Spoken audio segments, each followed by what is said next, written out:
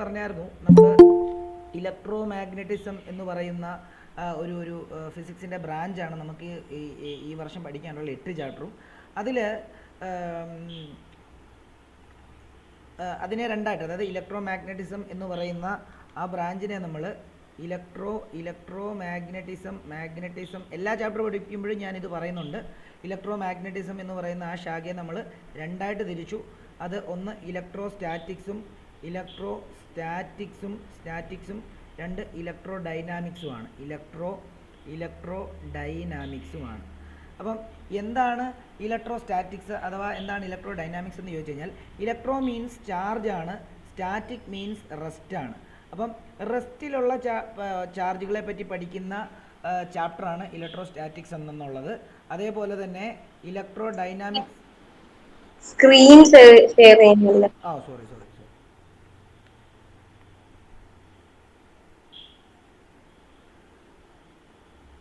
കാണാമോ കുഞ്ഞുങ്ങളെ? കാണാമോ? റെസ്പോണ്ട് ചെയ്യണേ.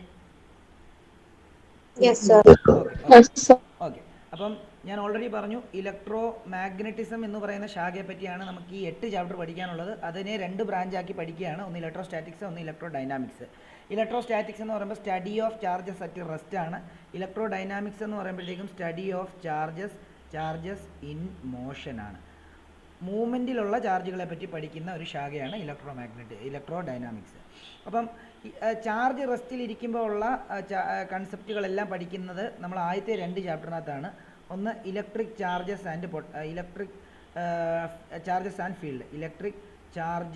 And field എന്ന് പറയുന്നത് ഒന്നും എഴുതിയില്ലെങ്കിലും കുഴപ്പമില്ല. ഇത് നമ്മൾ തുടക്കത്തിൽ ഇതെല്ലാം പറഞ്ഞതാണ്. അതേപോലെ തന്നെ ഇത് ഇലക്ട്രിക് ചാർജസ് ആൻഡ് ഫീൽഡ്. അതേപോലെ രണ്ടാമത്തെ chapter electrostatic potential and capacitance. Electrostatic potential and capacitance എന്ന് പറയുന്ന ചാപ്റ്റർ പഠിക്കുമ്പോഴും ചാർജ് റെസ്റ്റ് തന്നെയാണ്. എന്നാൽ കഴിഞ്ഞ ചാപ്റ്റർ നമ്മൾ പഠിച്ചപ്പോൾ കഴിഞ്ഞ ചാപ്റ്റർ എന്താ പഠിച്ചത്? ചാർജിൻ്റെ മണ്ടയ്ക്ക് ഒരു വർക്ക് ചെയ്യുമ്പോൾ ചാർജ് ഫ്ലോ ചെയ്യും. ചാർജ് ഫ്ലോ ചെയ്യുമ്പോൾ അവിടെ ഒരു പുതിയ ഫിസിക്കൽ ക്വാണ്ടിറ്റി ഉണ്ടാകുന്നു, കറണ്ട്. ആ കറണ്ടിനെ പറ്റിയാണ് നമ്മൾ എവിടെ പഠിക്കുന്നത്? നമ്മൾ ഇലക്ട്രോ ഡൈനാമിക്സ് എന്ന് പറയുന്ന ആ ശാഖയുടെ ഫസ്റ്റ് ചാപ്റ്ററായിട്ട് പഠിക്കുന്നത്. ഇനി നമ്മൾ ഇന്ന് പഠിക്കാൻ പോകുന്ന ചാപ്റ്റർ എന്താണെന്നറിയോ? അതായത് ചാർജ് ഫ്ലോ ചെയ്യുമ്പോൾ കറണ്ട് ഉണ്ടാവുന്നുള്ളത് നമ്മൾ പഠിച്ചായിരുന്നു.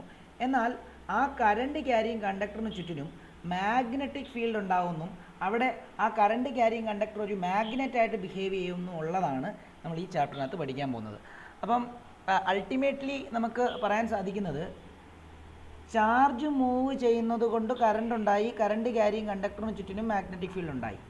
എന്നാൽ ചാർജ് മൂവ് ചെയ്യുന്നത് കൊണ്ടാണ് മാഗ്നറ്റിക് ഫീൽഡ് ഉണ്ടായതെന്ന് നമുക്ക് വേണമെങ്കിൽ കൺക്ലൂഡ് ചെയ്ത് പറയാൻ പറ്റും, ഇല്ലേ?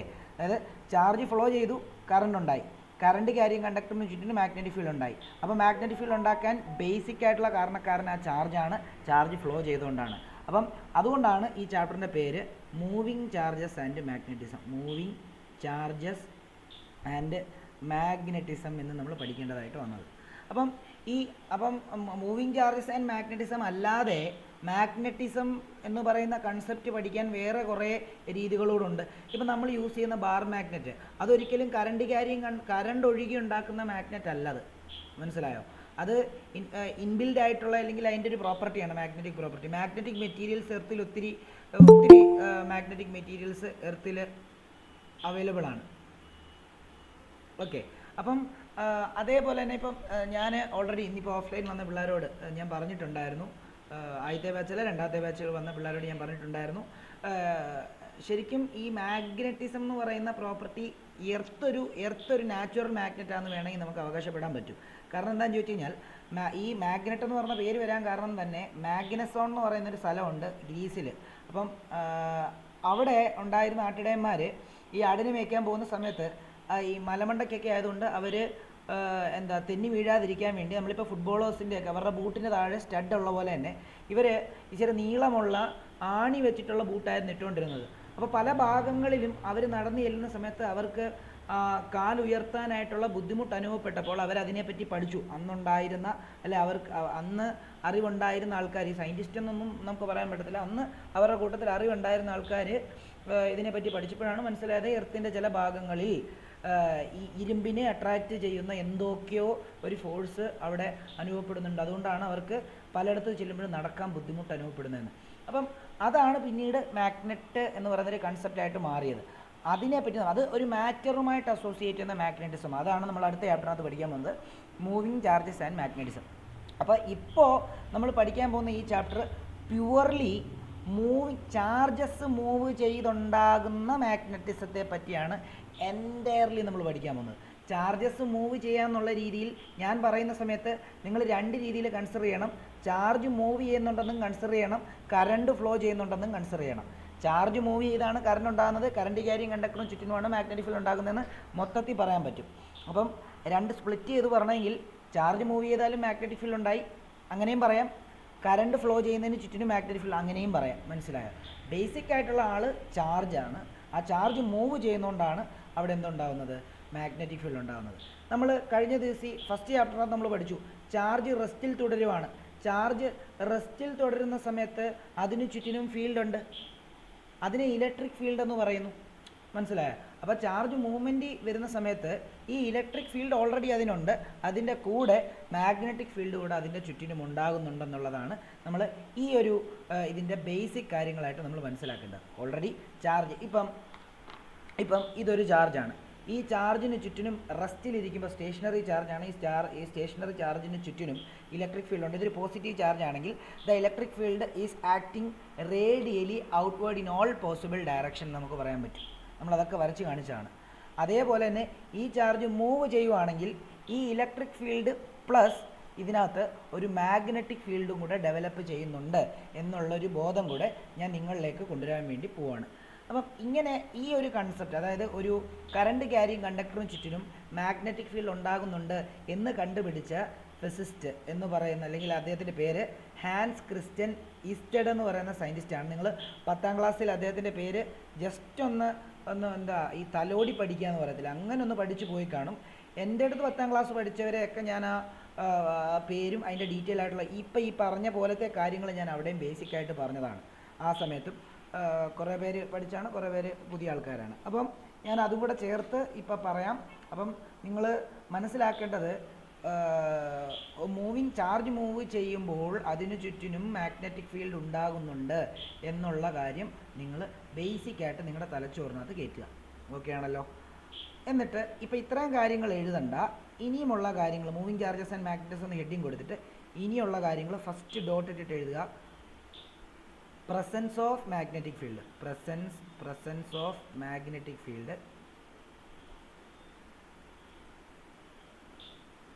around a current carrying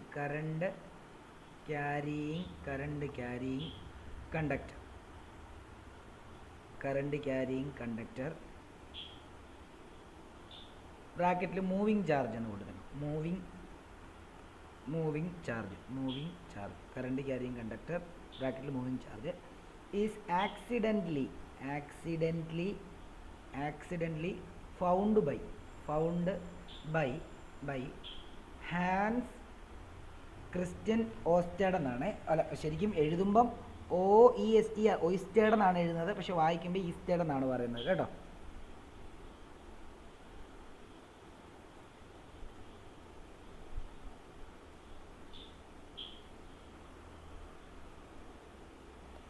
okay, അപ്പം ഇത് ഒരു പോയിൻ്റായിട്ട് എഴുതുക. ഇദ്ദേഹം എങ്ങനെയാണ് കണ്ടുപിടിച്ചെന്നത്? ഇതൊന്നും വരയ്ക്കൊന്നും വേണ്ട കേട്ടോ, ഞാൻ നിങ്ങൾക്ക് മനസ്സിലാവാൻ വേണ്ടി പറഞ്ഞു തരികയാണ്.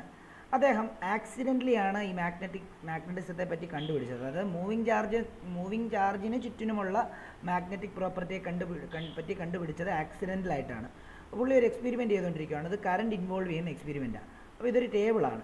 ഈ ടേബിളിൻ്റെ പൊക്കത്തായിട്ട് പുള്ളി എന്ത് ചെയ്തു? പുള്ളി ഒരു കറണ്ട് ക്യാരിയിങ് കണ്ടക്ടറിന് ഒരു ബാറ്ററിയുടെയൊക്കെ സഹായത്തോടു കൂടി ഇവിടെ ഒരു സെല്ല് വെച്ചു. ഈ സെല്ലിന് പോസിറ്റീവ് ചെയ്ത് നെഗറ്റീവ് ചെയ്ത് ഇതേ ഇങ്ങനെ കണക്ട് ചെയ്തു. ഒരു കീ ഇവിടെ വെച്ചിട്ടുണ്ടായിരുന്നു. ആ കീയുടെ സഹായത്തോടു കൂടി ഈ സർക്യൂട്ട് കംപ്ലീറ്റ് ചെയ്തു. ഇതിങ്ങനെ ഈ ടേബിളിൻ്റെ മണ്ടയ്ക്ക് ഒരു എക്സ്പെരിമെൻറ്റ് നടത്തുകയായിരുന്നു. ഇത് പോസിറ്റീവ് ചെയ്ത് നെഗറ്റീവ്, അപ്പോൾ പോസിറ്റീവ് ചെയ്ത് നെഗറ്റീവിലോട്ട് കറണ്ട് പോയി. അപ്പം യാദൃശികമായിട്ട് അതിൻ്റെ ഇവിടെ ആയിട്ട് ഒരു കോമ്പസ് നീഡിൽ അല്ലെങ്കിൽ മാഗ്നറ്റിക് കോമ്പസ് ഉണ്ടായിരുന്നു. മാഗ്നറ്റിക് കോമ്പസിൻ്റെ പ്രത്യേകത എന്താണെന്നറിയോ? മാഗ്നറ്റിക് കോമ്പസ് നിങ്ങൾ കണ്ടിട്ടുണ്ടാവുന്നത് ഇങ്ങനെ ഇരിക്കുന്നൊരു സംഭവമാണ്. നിങ്ങൾ പ്രേത സിനിമകളൊക്കെ കണ്ടിട്ടുണ്ടെങ്കിൽ അതിനകത്തെ ഒരു പ്രോപ്പർട്ടി ആയിട്ട് കാണാൻ പറ്റുന്ന ഒരു സാധനമാണ് മാഗ്നറ്റിക് കോമ്പസ് ഇല്ലേ? ഇതുണ്ട് ഇങ്ങനെ ഇരിക്കും. അതായത് ഒരു ആരോ അതിനകത്ത് കാണും. ഈ ആരോ ആദ്യം തന്നെ മനസ്സിലായിക്കോണം, ഈ ആരോ ഒരു മാഗ്നറ്റാണ്. ഈ ആരോടെ ഈ ഹെഡ് നോർത്ത് ഡയറക്ഷനിലോട്ടും അല്ലെങ്കിൽ നോർത്ത് പോളും, ആരോടെ ഈ ടെയിലെന്ന് പറയുന്നത് സൗത്ത് പോളും ആയിരിക്കും ആ മാഗ്നറ്റിൻ്റെ. ഇത് ഇങ്ങനെ ഇവിടെ ഫിക്സ് ചെയ്തിരിക്കുകയാണ്. അതുകൊണ്ട് തന്നെ they can deflect either in this direction or in this direction. Okay ആണല്ലോ? ഇതാണ് മാഗ്നറ്റിക് കോമ്പസ് എന്ന് പറയുന്നത്. അപ്പം പുള്ളി എക്സ്പെരിമെൻറ്റ് ചെയ്തുകൊണ്ടിരിക്കുന്ന സമയത്ത് ഈ കോമ്പസ് നീഡിൽ യാദൃശികമായിട്ട് അവിടെ ഇരിപ്പുണ്ടായിരുന്നു. പുള്ളി കീ കൊടുത്തപ്പോൾ ഈ കോമ്പസ് നീഡിൽ ഭയങ്കരമായിട്ട് അങ്ങോട്ടും ഇങ്ങോട്ടും ഡിഫ്ലക്റ്റ് ചെയ്യാൻ തുടങ്ങി. അപ്പോൾ പുള്ളി ആദ്യമൊന്നും അത് ഒബ്സർവ് ചെയ്തില്ലെങ്കിലും പിന്നീട് പുള്ളി അത് ഭയങ്കരമായിട്ട് ഈ നല്ല മാഗ്നറ്റിക് ഫീൽഡിലൊക്കെ കൊണ്ട് കോമ്പസ് നീഡിൽ വെച്ച് കഴിഞ്ഞാൽ ശബ്ദം കേൾക്കുന്ന രീതിയിൽ നല്ല രീതിയിൽ ഡിഫ്ലക്റ്റ് ചെയ്യും. അപ്പോൾ അങ്ങനെ പുള്ളിയുടെ ശ്രദ്ധയിൽ അത് പെടുകയും പുള്ളി അതിനെപ്പറ്റി പഠിക്കാൻ തുടങ്ങുകയും പുള്ളി അത് പെതുക്കെ എന്ത് ചെയ്തു, പുള്ളി പെതുക്കെ അത് ദൂരേക്ക് കൊണ്ടുപോയപ്പം ഡിഫ്ലക്ഷൻ കുറഞ്ഞു വന്നു. വീണ്ടും അടുത്തേക്ക് കൊണ്ടുപോയപ്പോൾ ഡിഫ്ലക്ഷൻ കൂടി. എന്നിട്ട് പുള്ളി എന്ത് ചെയ്തെന്നറിയോ, അതിനടുത്ത് പല ഡിസ്റ്റൻസിൽ അങ്ങോട്ടും ഇങ്ങോട്ടും മാറ്റി വെച്ചു. താഴെ വെച്ചപ്പോൾ തന്നെ ഈ സൈഡിലോട്ടാണ് കൂടുതൽ ഡിഫ്ലക്ഷൻ കാണിച്ചത്. അപ്പോൾ പുള്ളി മോളി വെച്ചപ്പം ഇത് ഇങ്ങോട്ടേക്കാണ് ഡിഫ്ലക്ഷൻ കൂടുതൽ കാണിച്ചത്. എന്നിട്ട് പുള്ളി എന്ത് ചെയ്യുന്നറിയാമോ, ഈ ബാറ്ററി തിരിച്ചു കൊടുത്തിട്ട് കറണ്ടിൻ്റെ ഡയറക്ഷൻ റിവേഴ്സ് ചെയ്തപ്പം നേരത്തെ മോളി വെച്ചപ്പോൾ ഇങ്ങോട്ട് കാണിച്ച സാധനം ഇപ്പം മോളി വെച്ചപ്പോൾ ഇങ്ങോട്ട് കാണിച്ചു. അതേപോലെ നേരത്തെ താഴെ വെച്ചപ്പം ആൻറ്റി ക്ലോക്ക് വൈസ് റൊട്ടേറ്റ് ചെയ്ത സാധനം ഇപ്പോൾ ക്ലോക്ക് വൈസ് റൊട്ടേറ്റ് ചെയ്യാൻ തുടങ്ങി. അങ്ങനെ പുള്ളി കൺക്ലൂഡ് ചെയ്തു, ഒരു കറണ്ട് ക്യാരിങ് കണ്ടക്ടറിനും ചുറ്റിനും മാഗ്നറ്റിക് ഫീൽഡ് ഉണ്ടാകുന്നുണ്ട്. ആ മാഗ്നറ്റിക് ഫീൽഡിൻ്റെ അലൈൻമെൻറ്റിനെ പറ്റി നിങ്ങൾ 10ാം ക്ലാസ് പഠിച്ചിട്ടുണ്ടാവും. ഇതൊരു കറണ്ട് ക്യാരിങ് കണ്ടക്ടർ ആണെങ്കിൽ വേണ്ട ഇങ്ങനെയായിരിക്കും അതിന് ചുറ്റിനുമുള്ള മാഗ്നറ്റിക് ഫീൽഡ് ലൈൻസ് വരുന്നതാണ്. ഇത് നിങ്ങളൊരു എക്സ്പെരിമെൻ്റ് ഒക്കെ ചെയ്തിട്ടുണ്ടാവും അല്ലെ? അതിനെപ്പറ്റിയൊക്കെ സ്കൂളിൽ പഠിപ്പിച്ചിട്ടുണ്ടാവും. 10ൽ നമ്മളൊരു കാർഡ്ബോർഡ് വെട്ടി എടുത്തിട്ട് അതിനകത്തൂടെ ഒരു കറണ്ട് ക്യാരിങ് കണ്ടക്ടർ ഇതാക്കിയിട്ട് അതിൻ്റെ മണ്ടക്കോട്ട് കുറച്ച് അയൺ പൊടികൾ സ്പ്രിങ്കിൾ ചെയ്ത് കഴിഞ്ഞാൽ അയൺ പൊടികൾ വേണ്ട ഈ കോൺസെൻട്രിക് സർക്കിളിൻ്റെ ആകൃതിയിൽ അലൈൻ ചെയ്യപ്പെടും എന്നുള്ള കാര്യങ്ങളൊക്കെ നിങ്ങളന്ന് പഠിച്ചിട്ടുണ്ടായിരുന്നു. അപ്പം ഇതിൽ നിന്നൊക്കെ മനസ്സിലാക്കാൻ സാധിക്കുന്നത് ഒരു കറണ്ട് ക്യാരിങ് കണ്ടക്ടറിന് ചുറ്റിനും മാഗ്നറ്റിക് ഫീൽഡ് ഉണ്ടാകുന്നുണ്ട് എന്ന കണ്ടുപിടുത്തം ശരിക്കും പറഞ്ഞു കഴിഞ്ഞാൽ വലിയ ഒരു മാറ്റത്തിനാണ് അത് സാക്ഷ്യം വഹിച്ചത് എന്ന് പറഞ്ഞു കഴിഞ്ഞാൽ കുറേ കണ്ടുപിടുത്തങ്ങൾ ഇതുമായിട്ട് ബന്ധപ്പെട്ടുണ്ടായി. അങ്ങനെ ഈ മാഗ്നറ്റിസം എന്ന് പറഞ്ഞത് ഫിസിക്സിനകത്തൊന്നും മാറ്റി വെക്കാൻ പറ്റാത്ത, അല്ലെങ്കിൽ ഇനി നിങ്ങൾ ഇതൊക്കെ കഴിഞ്ഞിട്ട് നിങ്ങൾ എഞ്ചിനീയറിംഗ് ആണല്ലോ പഠിക്കാൻ പോകുന്നത്, ആ എഞ്ചിനീയറിങ്ങിൻ്റെ പല ടോപ്പിക്കിനകത്തൊന്നും മാറ്റി നിർത്താൻ പറ്റാത്ത ഒരു ഘടകമായിട്ട് മാറി എന്നുള്ളതാണ് ഈ ഒരു കണ്ടുപിടുത്തത്തിൽ നിന്ന് നമുക്ക് മനസ്സിലാക്കുന്നത്. അപ്പം നമ്മൾ ഇതൊന്നും വരയ്ക്കേണ്ട, ഈ സർക്യൂട്ട് ഡയഗ്രാം ഒന്നും വരയ്ക്കേണ്ട, ഈ ഒരു പോയിന്റ് എഴുതുക. നിങ്ങൾക്കിത് മനസ്സിലായി എന്ന് വിശ്വസിക്കുന്നു. ഇതിൻ്റെ ആ ഒരു എങ്ങനെയാണ് കറണ്ട് ക്യാരിങ് കണ്ടക്ടറിന് ചുറ്റിനും മാഗ്നറ്റിക് ഫീൽഡിനെ പറ്റി കണ്ടുപിടിച്ചത്. അപ്പം ഞാൻ നേരത്തെ ഓൾറെഡി പറഞ്ഞായിരുന്നു, ഒരു ചാർജ് സ്റ്റേഷനറി ആയിട്ടിരിക്കുമ്പോൾ അതിന് ചുറ്റിനും ഓൾറെഡി ഇലക്ട്രിക് ഫീൽഡ് ഉണ്ട്. ആ ഇലക്ട്രിക് ഫീൽഡിനകത്തോട്ട് വേറൊരു ചാർജിനെ കൊണ്ടുവരുവാണെങ്കിൽ നമ്മളൊരു ഫോഴ്സ് കൊടുത്താലേ പറ്റത്തുള്ളൂ. അതിനെയാണ് നമ്മൾ കൂളംബിക് ഫോഴ്സ് എന്നൊക്കെ പറഞ്ഞത്. ആ ഫോഴ്സിനെ പറ്റി ശരിക്കും വ്യക്തമായിട്ട് കണ്ടുപിടിച്ചത് ലോറൻസ് എന്ന് പറയുന്ന സയൻറ്റിസ്റ്റാണ്. അതുകൊണ്ട് അതിനെ ലോറൻസ് ഫോഴ്സ് എന്നും പറയും. അതായത് അതേപോലെ തന്നെ എന്തുകൊണ്ട് ഇപ്പോൾ ഇതൊരു കറണ്ട് ക്യാരിങ് കണ്ടക്ടറാണ്, ഇതിന് ചുറ്റും മാഗ്നറ്റിക് ഫീൽഡ് ഉണ്ട്.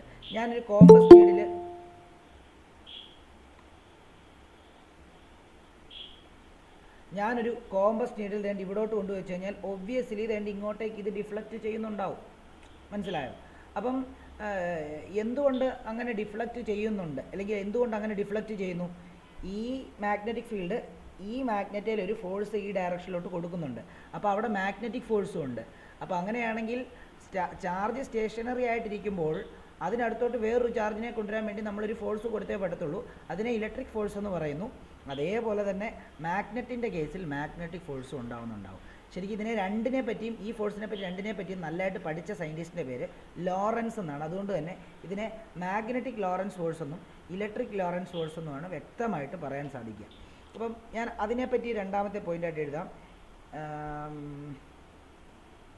ഇതാണ് നമ്മുടെ ഫസ്റ്റ് പോയിന്റ്. ചാപ്റ്ററിൻ്റെ ഹെഡിങ് എഴുതിയിട്ട് ഈ ഫസ്റ്റ് പോയിന്റ് ഇതാണ് എഴുതേണ്ടത്. രണ്ടാമത്തെ പോയിന്റ് ഇതാണ്, എഴുതിക്കോളൂ. Scientist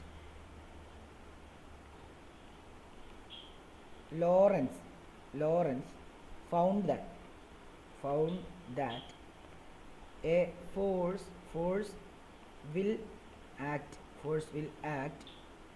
on a charge particle moving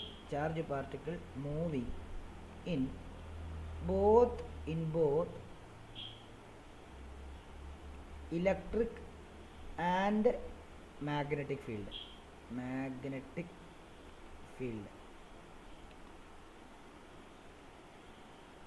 It is known as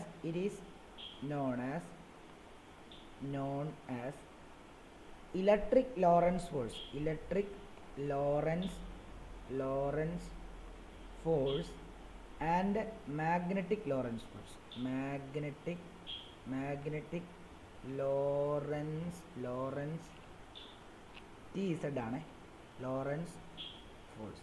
അതായത് ഈ ലോറൻസ് പറഞ്ഞാൽ എന്താ, ഒരു ചാർജ് പാർട്ടിക്കിൾ ഇലക്ട്രിക് ഫീൽഡിലും മാഗ്നറ്റിക് ഫീൽഡിലും മൂവ് ചെയ്യുന്ന സമയത്ത് ആ ചാർജ് പാർട്ടിക്കിളിൽ ഇലക്ട്രിക് ഫോഴ്സും ഉണ്ടാകുന്നുണ്ട്, മാഗ്നറ്റിക് ഫോഴ്സും ഉണ്ടാകുന്നുണ്ട്. ഓക്കെ ആണല്ലോ.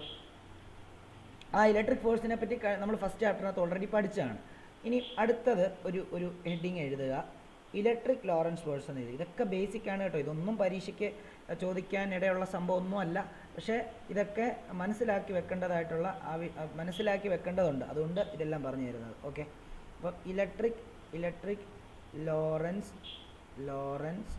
ഇലക്ട്രിക് ഫോഴ്സ് എന്ന് എഴുതിയാലും മതി, പക്ഷേ ലോറൻസ് കണ്ടുപിടിച്ചുകൊണ്ട് ഇലക്ട്രിക് ലോറൻസ് ഫോഴ്സ് എന്നങ്ങ് എഴുതുന്നതേ ഉള്ളൂ. ഓക്കെ, ഇലക്ട്രിക് ഫോഴ്സ് നമ്മൾ നേരത്തെ പഠിച്ചത് തന്നെ, അതിനെ നമുക്ക് FE എന്ന് എഴുതാം. കാരണം ഇലക്ട്രിക്കും മാഗ്നറ്റിക്കും ഇവിടെ ഉള്ളതുകൊണ്ട് നമ്മൾ ആ ഇലക്ട്രിക് ഫോഴ്സ് ആണോ മാഗ്നറ്റിക് ഫോഴ്സ് ആണോ എന്ന് സ്പെസിഫിക് ആയിട്ട് എടുത്ത് പറയാൻ വേണ്ടി നമ്മളിങ്ങനെ ചെയ്യുന്നതേ ഉള്ളൂ. നമ്മൾ ഒരു ചാർജിന്, അതായത് ഒരു +Q ചാർജ് ഇവിടെ ഉണ്ട്, ആ +Q ചാർജിന് ചുറ്റിനും എന്തുണ്ട്, ഇലക്ട്രിക് ഫീൽഡ് വേണ്ട ഇങ്ങനെ റേഡിയലി പുറത്തേക്ക് ആക്ട് ചെയ്യുന്നുണ്ട്. അങ്ങനെയാണെങ്കിൽ ആ ചാർജിൻ്റെ അടുത്തുനിന്ന് ഒരു R ഡിസ്റ്റൻസ് ദൂരെ ഒരു ടെസ്റ്റ് ചാർജിനെ നമ്മൾ കൊണ്ടുപോക്കുകയാണെങ്കിൽ ഉറപ്പായിട്ടും ഈ ചാർജിന് മണ്ടയ്ക്ക് ഒരു ഫോഴ്സ് കൊടുക്കും അല്ലേ. ആ ഫോഴ്സിനെയാണ് ഇലക്ട്രിക് ലോറൻസ് ഫോഴ്സ് എന്ന് പറയുന്നത്. F = നമുക്ക് എന്തെന്ന് എഴുതാം, Q × E എന്ന് എഴുതാം, അല്ലെങ്കിൽ E × Q എന്ന് എഴുതാം.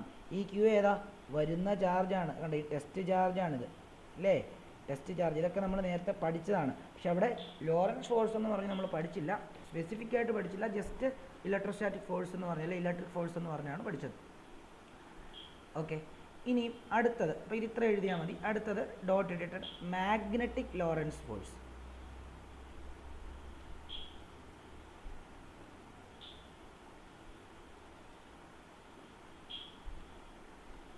മാഗ്നറ്റിക് ലോറൻസ് ഫോഴ്സിനെ പറ്റി പഠിക്കാനായിട്ട് മാഗ്നറ്റിക് ഫീൽഡ് വരയ്ക്കണേ. ഈ മാഗ്നറ്റിക് ഫീൽഡ് എങ്ങനെയാണെന്നറിയാം. ഇപ്പോൾ ഇൻറ്റു ഇട്ട് കഴിഞ്ഞാൽ അതിനർത്ഥം എന്താണെന്നറിയാമോ, ഈ ഇൻറ്റു ഇട്ടിരിക്കുന്നിടത്തെല്ലാം മുട്ടുസൂചി നിങ്ങളുടെ സ്ക്രീനിൻ്റെ അകത്തുനിന്ന്, അല്ലെങ്കിൽ നിങ്ങളുടെ സ്ക്രീൻ ഒരു പേപ്പറാണെന്ന് വിചാരിക്കുക. ആ പേപ്പറിൽ ഞാൻ ഈ ഇൻറ്റു ഇടുന്നിടത്തെല്ലാം മുട്ടുസൂചി കുത്തി ഇറക്കിയിട്ടിരിക്കുകയെന്ന് വിചാരിക്കുക. അപ്പം ആ മുട്ടുസൂചി കുത്തി വെച്ചിരിക്കുന്ന ആ ഡയറക്ഷനിലായിരിക്കും ഇവിടെ മാഗ്നറ്റിക് ഫീൽഡ് ലൈൻസ് പോകുന്നത്. അതായത് ശരിക്കും പറയുകയാണെങ്കിൽ ഇപ്പം ഞാനൊരു 3 ഡയമെൻഷനായിട്ടൊരു സ്ട്രക്ചർ വരച്ച് കാണിക്കുകയാണെങ്കിൽ നോക്കിയോ, ഇങ്ങനെ വരച്ച് കാണിക്കുകയാണെങ്കിൽ നോക്കിയോളൂ, ഇവിടെ ഇൻറ്റു കിടപ്പുണ്ടെങ്കിൽ അതിനർത്ഥം എന്താണെന്നറിയോ, ഇവിടെ നിന്ന് മാഗ്നറ്റിക് ഫീൽഡ് ഇവിടെ നിന്ന് ഇങ്ങനെ കയറി ഇങ്ങോട്ടേക്ക് പോകുന്നു, ഈ ഇൻറ്റു ഇട്ടത്തൂടെ കയറി പുറത്തേക്ക് പോകുന്നു എന്നാണ് അതിനർത്ഥം. മനസ്സിലായോ? അതാണ് നിങ്ങൾ മനസ്സിലാക്കേണ്ടത്. കൃത്യമായിട്ട് മനസ്സിലാക്കണം. എല്ലാ കാര്യങ്ങളും വളരെ വളരെ ഇമ്പോർട്ടൻ്റ് ആണ്. പിന്നെ ഇങ്ങനെ പുറത്തിറങ്ങുന്നു, അടുത്ത് ഇൻറ്റു ഇവിടെ കയറി ഇവിടുന്ന് പുറത്തിറങ്ങുന്നു, രണ്ട് ഇവിടെ കണ്ടോ, ഇങ്ങനെയാണെന്നാണ് അതിനർത്ഥം. അപ്പോൾ ഇൻറ്റു ഇട്ട് കഴിഞ്ഞാൽ into the plain of paper എന്നുള്ള ഒരു കൺസെപ്റ്റാണ് വരുന്നത്. അപ്പോൾ ഇതിനകത്തോട്ട് ഞാൻ എന്ത് ചെയ്യാൻ പോകുന്നറിയാമോ, ഞാനൊരു ചാർജിനെ ഇങ്ങനെ മൂവ് ചെയ്യിക്കാൻ പോവാണ് with a velocity v. Okay, അങ്ങനെയാണെങ്കിൽ ഒബ്വിയസ്ലി ഈ ചാർജിൻ്റെ മണ്ടയ്ക്ക് നേരത്തെ നമ്മൾ ഇലക്ട്രിക് ഫീൽഡിനകത്തായിരുന്നു വേറൊരു ചാർജിനെ മൂവ് ചെയ്തെങ്കിൽ ഇപ്പം നമ്മൾ മാഗ്നറ്റിക് ഫീൽഡിനകത്താണ് ഒരു ചാർജിനെ മൂവ് ചെയ്യാൻ പോകുന്നത്. അപ്പം ഇലക്ട്രിക് ഫീൽഡിനകത്ത് മൂവ് ചെയ്തപ്പോൾ FE എന്ന് പറയുന്ന ഫോഴ്സ് ആ ചാർജിൻ്റെ മണ്ടയ്ക്ക് ആക്ട് ചെയ്തു, അതിനെ Q × E എന്ന് എടുത്തു. അതേപോലെ തന്നെ മാഗ്നറ്റിക് ഫീൽഡിൽ V എന്ന് പറയുന്ന വെലോസിറ്റിയിൽ ഒരു ചാർജിനെ ഞാൻ മൂവ് ചെയ്ത് കഴിഞ്ഞാൽ, അല്ലെങ്കിൽ ഫ്ലോ ചെയ്യിച്ചു കഴിഞ്ഞാൽ ആ ചാർജിലും എന്തുണ്ടാകുന്നു, ഒരു മാഗ്നറ്റിക് ഫോഴ്സ് ഉണ്ടാകുന്നു. പക്ഷേ ഒരു കാര്യം മനസ്സിലാക്കിക്കോണം, ഞാൻ റെസ്റ്റിലൊരു ചാർജ് എടുത്ത് അവിടെ കൊണ്ട് വെച്ച് കഴിഞ്ഞാൽ അതിലൊരു ഫോഴ്സും ആക്ട് ചെയ്യത്തില്ല കേട്ടോ. ഇപ്പം ഞാൻ ഇങ്ങനെ മൂവ് ചെയ്യിക്കുക, പകരം മൂവ് ചെയ്യിക്കുന്നതിന് പകരം ഞാനൊരു ചാർജിനെ ഈ മാഗ്നറ്റിക് ഫീൽഡ് ഇടയ്ക്ക് കൊണ്ട് ഇങ്ങനെ സ്റ്റേഷനറി ആയിട്ട് വെക്കുക, ഒരു മാഗ്നറ്റിക് ഫോഴ്സും അതിലോട്ട് ആക്ട് ചെയ്തില്ല.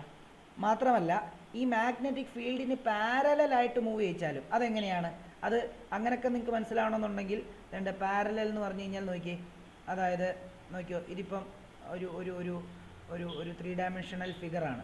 അപ്പം ഇവിടെയാണ് നമ്മൾ ഇൻറ്റു ഇട്ടിരിക്കുന്നതെന്ന് പറഞ്ഞു. ഇൻറ്റു ഇട്ടിരിക്കുന്നതെന്ന് പറഞ്ഞാൽ അതിനർത്ഥം എന്തുവാ, ഇൻറ്റു ഇട്ടിരിക്കുന്നതെന്ന് പറഞ്ഞാൽ ഇതുവഴി മാഗ്നറ്റിക് ഫീൽഡ് കയറി ഇതുവഴി ഇറങ്ങിപ്പോകുന്നു, ഇതുവഴി മാഗ്നറ്റിക് ഫീൽഡ് കയറി ഇതുവഴി ഇറങ്ങിപ്പോകുന്നു, ഇതുവഴി മാഗ്നറ്റിക് ഫീൽഡ് കയറി ഇതുവഴി ഇറങ്ങിപ്പോകുന്നു എന്നർത്ഥം. ഓക്കെ, അങ്ങനെയാണെങ്കിൽ ഞാൻ ചാർജിനെ സെയിം ഈ മാഗ്നറ്റിക് ഫീൽഡ് പോകുന്ന അതേ ഡയറക്ഷനിൽ തന്നെ ഞാൻ കയറ്റി വിട്ടാൽ, ഇങ്ങനെ തന്നെ കയറ്റി വിട്ട് കഴിഞ്ഞാൽ, കയറ്റി വിട്ടാലും ഈ ചാർജിൽ ഫോഴ്സ് ഒന്നും ആക്ട് ചെയ്യത്തില്ല. അപ്പം മാഗ്നറ്റിക് ഫോഴ്സ് ആക്ട് ചെയ്യണമെന്നുണ്ടെങ്കിൽ, അതായത് മാഗ്നറ്റിക് ഫീൽഡ് കൺസിഡർ ചെയ്യുന്നു, ആ മാഗ്നറ്റിക് ഫീൽഡിനകത്ത് ഞാനൊരു ചാർജിനെ റെസ്റ്റി വെച്ചാൽ ഫോഴ്സ് ആക്ട് ചെയ്യത്തില്ല. മൂവ്മെൻറ്റ് കൊണ്ടുവരണം. മൂവ്മെൻറ്റ് കൊണ്ടുവരണമെങ്കിൽ എങ്ങനെ മൂവ്മെൻറ്റ് കൊണ്ടുവരണം? അത് ആ അതായത് എങ്ങനെ മൂവ്മെൻറ്റ് കൊണ്ടുവന്നു കഴിഞ്ഞാൽ അതേ ഫോഴ്സ് ആക്ട് ചെയ്യത്തില്ല എന്ന് ചോദിച്ചു കഴിഞ്ഞാൽ പാരലായിട്ട് മൂവ് ചെയ്ത് കഴിഞ്ഞാൽ. ഇപ്പം നിങ്ങൾ ഈ ചാപ്റ്റർ എല്ലാം 3 ഡയമെൻഷനിലായിട്ടായിരിക്കും നിങ്ങൾ ചിന്തിക്കേണ്ടത്. നിങ്ങളിരിക്കുന്ന റൂമായിരിക്കും എൻ്റെ ഒരു മെറ്റീരിയൽ, ഞാൻ പഠിപ്പിക്കാൻ പോകുന്ന മെറ്റീരിയൽ എന്ന് പറഞ്ഞാൽ നിങ്ങളുടെ ഒരു റൂം, സ്റ്റഡി റൂം വെച്ചിട്ടായിരിക്കും, നിങ്ങളിപ്പോൾ ഇരിക്കുന്ന റൂം വെച്ചിട്ടായിരിക്കും നിങ്ങൾ പഠിപ്പിച്ചു തരാൻ പോകുന്നത്. നിങ്ങളിരിക്കുന്നതിൻ്റെ നിങ്ങളുടെ ലെഫ്റ്റ് ഭിത്തിയിൽ നിന്ന് റൈറ്റ് ഭിത്തിയിലോട്ട്, നിങ്ങളുടെ ലെഫ്റ്റ് ഹാൻഡ് ഇരിക്കുന്ന സൈഡിലെ ഭിത്തിയിൽ നിന്ന് റൈറ്റ് ഹാൻഡ് ഇരിക്കുന്ന അല്ലെങ്കിൽ റൈറ്റ് ഹാൻഡുള്ള സൈഡിലെ ഭിത്തിയിലായിട്ട് ആണ് ഇലക്ട്രിക് ഫീൽഡിൻ്റെ ഡയറക്ഷൻ നിങ്ങൾ കൺസിഡർ ചെയ്യുക. ഓക്കെ, ഇലക്ട്രിക് ഫീൽഡ് അല്ല, മാഗ്നറ്റിക് ഫീൽഡ് ഡയറക്ഷൻ. അതേ ഡയറക്ഷനിൽ തന്നെ നിങ്ങളുടെ ലെഫ്റ്റ് ഹാൻഡ് ഇരിക്കുന്ന ആ ഡയറക്ഷനിൽ നിന്ന് തന്നെ ചാർജിനെ ഞാൻ കയറ്റിയിട്ട് അപ്പുറത്തെ നിങ്ങളുടെ റൈറ്റിലോട്ടുള്ള ഭിത്തിയിലോട്ട് കടത്തി വിടുവാണെങ്കിൽ ശരിക്കും ഈ മാഗ്നറ്റിക് ഫീൽഡിന് പാരലായിട്ട് തന്നെയാണ് ഞാൻ ആ ചാർജിനെ കയറ്റി വിടുന്നതെന്ന് അർത്ഥം. അപ്പോൾ അതിൽ ഫോഴ്സ് ഒന്നും ആക്ട് ചെയ്യത്തില്ല. 2 കണ്ടീഷനിലാണ് ചാർജിൻ്റെ മണ്ടയ്ക്ക് മാഗ്നറ്റിക് ഫീൽഡിലുള്ള ചാർജിൻ്റെ മണ്ടയ്ക്ക് ഫോഴ്സ് ആക്ട് ചെയ്യാത്തത്. ഒന്ന്, ചാർജ് സ്റ്റേഷനറി ആയിട്ട് ഇരിക്കുമ്പോൾ. 2, മാഗ്നറ്റിക് ഫീൽഡിൻ്റെ ഡയറക്ഷൻ ഏതാണോ ആ ഡയറക്ഷനിൽ തന്നെ ഞാനൊരു ചാർജിനെ ഇനി എത്ര വെലോസിറ്റി കയറ്റി വിട്ടെന്ന് പറഞ്ഞാലും അതിൽ no force will act and it will continue the same path as നമ്മൾ അത് കയറ്റി വിടുന്ന സമയത്ത് എങ്ങനെയാണോ കയറ്റി വിട്ടത് അതേ പാത്ത് തന്നെ അത് കണ്ടിന്യൂ ചെയ്യും. അപ്പം നിങ്ങളുടെ ലെഫ്റ്റ് ഭിത്തിയിൽ നിന്നും റൈറ്റ് ഭിത്തിയിലേക്കാണ് മാഗ്നറ്റിക് ഫീൽഡിൻ്റെ ഡയറക്ഷൻ എങ്കിൽ ആ ലെഫ്റ്റ് ഭിത്തിയിൽ നിന്നും റൈറ്റ് ഭിത്തിയിലേക്ക് തന്നെ ഞാനൊരു ചാർജിനെ കയറ്റി വിട്ട് കഴിഞ്ഞാൽ we can say that both the direction of magnetic field and the direction of charge are in same direction, that is they are parallel. അങ്ങനെ പാരലാണെങ്കിൽ ആ ചാർജിൻ്റെ മണ്ടയ്ക്ക് ഒരു മാഗ്നറ്റിക് ഫോഴ്സും ആക്ട് ചെയ്യത്തില്ല എന്ന് നമുക്ക് പറയാൻ പറ്റും. ഓക്കെ, നേരെ മറിച്ച് നിങ്ങൾ ലെഫ്റ്റ് സൈഡിൽ നിങ്ങളുടെ വോളുണ്ട്. ഞാൻ എൻ്റെ ഇത് വെച്ചിട്ട് തന്നെ ഞാൻ വേണമെങ്കിൽ പറയാം. എൻ്റെ ചില മിറർ ചെയ്യപ്പെടുക, അതായത് ഈ പറഞ്ഞ പോലെ തന്നെ ഞാൻ എൻ്റെ ലെഫ്റ്റ് നിങ്ങൾക്ക് റൈറ്റ് ആയിട്ടായിരിക്കും കാണുന്നത്. അത് പോട്ടെ. അപ്പം എൻ്റെ ലെഫ്റ്റ് സൈഡിലെ ഭിത്തിയിൽ നിന്നും നിങ്ങളുടെ തന്നെ ഭിത്തി കൺസിഡർ ചെയ്യുക. നിങ്ങളുടെ ലെഫ്റ്റ് സൈഡിലെ ഭിത്തിയിൽ നിന്നും റൈറ്റ് സൈഡിലെ ഭിത്തിയിലേക്ക് മാഗ്നറ്റിക് ഫീൽഡ് ഇങ്ങനെ പോവാണ്. ഓക്കെ, ആ മാഗ്നറ്റിക് ഫീൽഡ് പോകുന്നതിന് പെർപെൻഡിക്കുലർ ആയിട്ട് നിങ്ങളൊരു ചാർജിനെ കയറ്റി വിട്ട് കഴിഞ്ഞാൽ അവിടെ മാക്സിമം മാഗ്നറ്റിക് ഫോഴ്സ് ആയിരിക്കും ആക്ട് ചെയ്യുന്നത്. ഈ പടത്തിൽ നോക്കി, ഇവിടെ നിന്ന് ഇങ്ങോട്ടേക്കാണ് മാഗ്നറ്റിക് ഫീൽഡിൻ്റെ ഡയറക്ഷൻ, ഇല്ലേ? ഇങ്ങോട്ടേക്കല്ല, then ഇങ്ങോട്ടേക്ക്.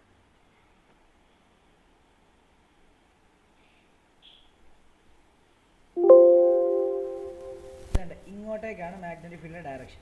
അപ്പോൾ ഞാൻ ആ ഡയറക്ഷനിൽ തന്നെ, ഈ പച്ചയാണ് ചാർജിൻ്റെ ഡയറക്ഷൻ, ആ ഡയറക്ഷനിൽ തന്നെ ചാർജിനെ കയറ്റി വിട്ട് കഴിഞ്ഞാൽ it will not experience any force. But ഇവിടെ നിന്ന് ഇങ്ങോട്ടാണ് ഞാൻ ചാർജിനെ കയറ്റി വിടുന്നെങ്കിലുണ്ടല്ലോ, ഈ മാഗ്നറ്റിക് ഫീൽഡിന് പെർപെൻഡിക്കുലർ ആയിട്ടാണ് ഇപ്പം ഞാൻ ചാർജിനെ കയറ്റി വിടുന്നത്. And their it will experience A maximum force, maximum magnetic force എന്ന് നമുക്ക് പറയാനായിട്ട് സാധിക്കും. അപ്പം നിങ്ങൾ ക്ലിയർ ആയിട്ട് കണ്ടോ? അപ്പോൾ ഇപ്പം ഇതൊരു പേപ്പറാണെന്ന് കരുതുക. ആ പേപ്പർ നിങ്ങളുടെ ഫ്രണ്ടിൽ ഇങ്ങനെ വിരിച്ചിട്ടിരിക്കുന്നതെന്ന് വിചാരിക്കുക. അതിനകത്തൂടെ നിങ്ങളുടെ സൈറ്റ് പോകുന്ന അതേ ഡയറക്ഷനിൽ തന്നെ മാഗ്നറ്റിക് ഫീൽഡ് പോകുന്നെന്ന് വിചാരിക്കുക. ഒരു ചാർജിനെ ലെഫ്റ്റിൽ നിന്ന് ആ പേപ്പറിൻ്റെ ഉള്ളിലോട്ട് കയറ്റുകയെന്ന് വിചാരിക്കുക. അപ്പോൾ മാഗ്നറ്റിക് ഫീൽഡിന് പെർപെൻഡിക്കുലറായിട്ടായിരിക്കും കയറ്റുന്നത്. അപ്പോൾ ഈ ചാർജിന് മണ്ടയ്ക്ക് മാഗ്നറ്റിക് ഫോഴ്സ് എക്സ്പീരിയൻസ് ചെയ്യും. എന്നാൽ നിങ്ങളുടെ വിഷൻ പോകുന്ന അതേ ഡയറക്ഷനിൽ തന്നെയാണ് ആ മാഗ്നറ്റിക് ഫീൽഡ്, അതേ ഡയറക്ഷനിൽ നിങ്ങൾ ചാർജിനെ കയറ്റി വിടുകയാണെങ്കിൽ, അതായത് ഇവിടെ നിന്ന് ഇങ്ങോട്ട് മാഗ്നറ്റിക് ഫീൽഡിനെ കയറ്റി വിടുകയാണെങ്കിൽ it will not experience any force എന്നുള്ളത് നിങ്ങൾ പ്രത്യേകം മനസ്സിലാക്കി വെക്കണം. ഈ ചാപ്റ്റർ നിങ്ങളുടെ പൂർണ്ണമായിട്ടുള്ള ശ്രദ്ധ ഇവിടെ വേണം. 3 ഡയമെൻഷണൽ കൺസെപ്റ്റാണ്, മനസ്സിലാക്കാൻ വളരെ പാടാണ്. എല്ലാവർക്കും മാർക്ക് കുറയുന്നൊരു ചാപ്റ്ററാണ്, ഏറ്റവും പാടുള്ള ചാപ്റ്ററാണ്. ഇതെല്ലാം ശ്രദ്ധിച്ചിട്ട് വേണം നിങ്ങൾ ക്ലാസ്സിലിരിക്കാൻ. ഓരോ ക്ലാസ്സും വളരെ വളരെ ഇമ്പോർട്ടൻ്റ് ആണ്. ഓക്കെ, അപ്പം ഈ പടം വരച്ചു. ഇങ്ങനെ ഈ ക്യൂ വെച്ചിട്ട് ഈ വെലോസിറ്റിയുടെ ഡയറക്ഷൻ കാണിച്ചിട്ട് വരയ്ക്കുക. എന്നിട്ട് എഴുതേണ്ട കാര്യം ഞാൻ പറഞ്ഞുതരാം. ഒരു ഡോട്ട് ഇട്ടിട്ട് എഴുതിക്കും, ഒരു ഡോട്ട് ഇട്ടോളൂ. If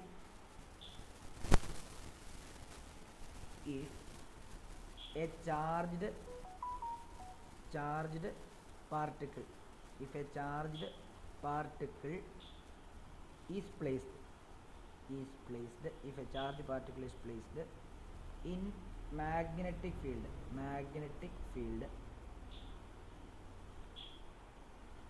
at rest,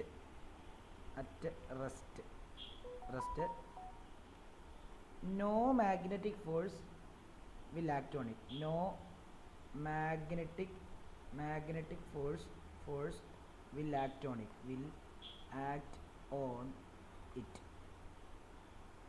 but if they are moved,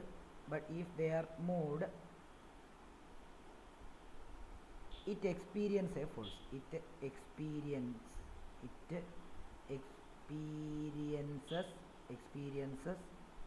a force. അത് മൂവ് ചെയ്ത് കഴിഞ്ഞാൽ എക്സ്പീരിയൻസ് ചെയ്യുമെന്ന് പറഞ്ഞു, പക്ഷെ എങ്ങനെ മൂവ് ചെയ്താൽ എക്സ്പീരിയൻസ് ചെയ്യുമെന്നും കൂടെ പറയണം, മനസ്സിലായി? അതിനുവേണ്ടി ഞാനൊരു ഡോട്ട് കൂടെ ഇടുന്നു. If charge is moving in a direction, charge is moving in a direction parallel to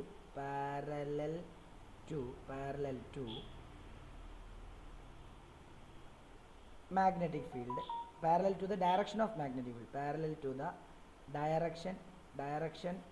of magnetic field, no force act on it,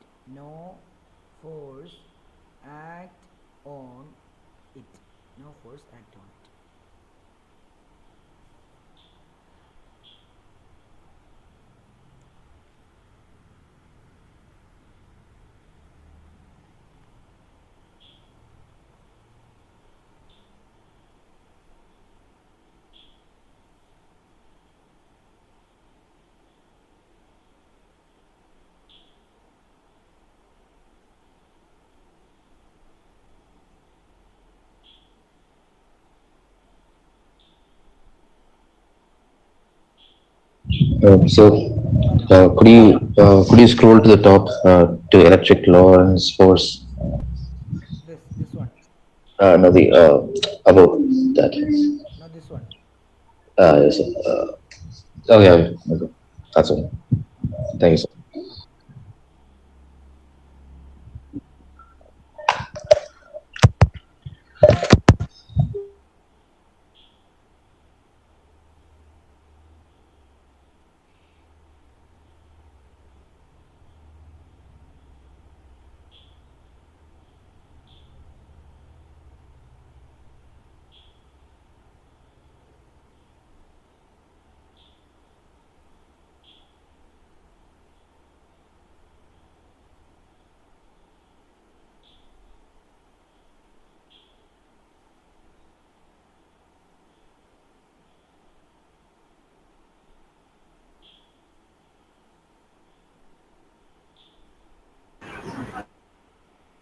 കഴിഞ്ഞെങ്കിൽ അടുത്ത ഇത് എഴുതി കഴിഞ്ഞെന്ന് വിശ്വസിക്കുന്നു. അങ്ങനെയാണെങ്കിൽ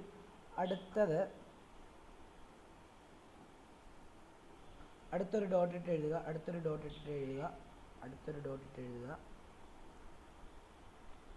if charge is moving in a direction perpendicular to the magnetic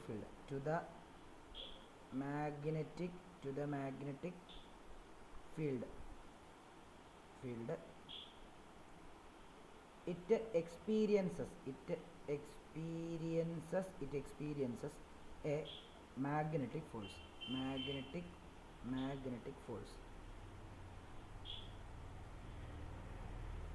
which is given by